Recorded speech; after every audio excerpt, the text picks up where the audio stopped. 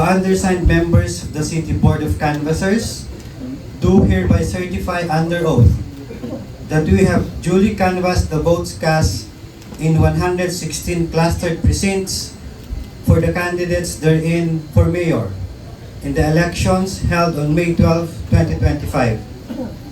That after such canvass, it appears that Alcid James Bryan garnered 36,000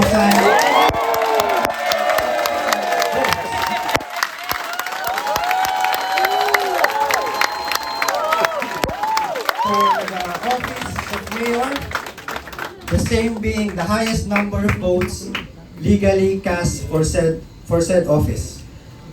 On the basis of the foregoing, we hereby proclaim Alcid James Bryan the elected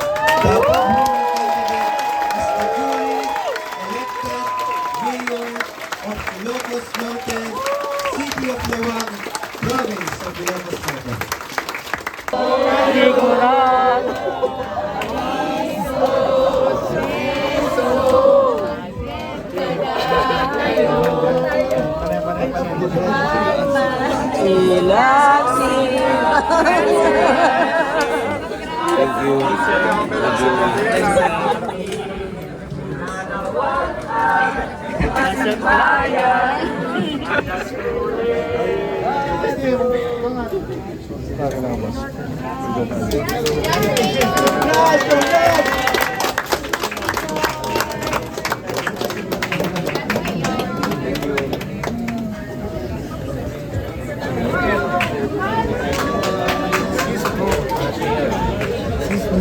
President.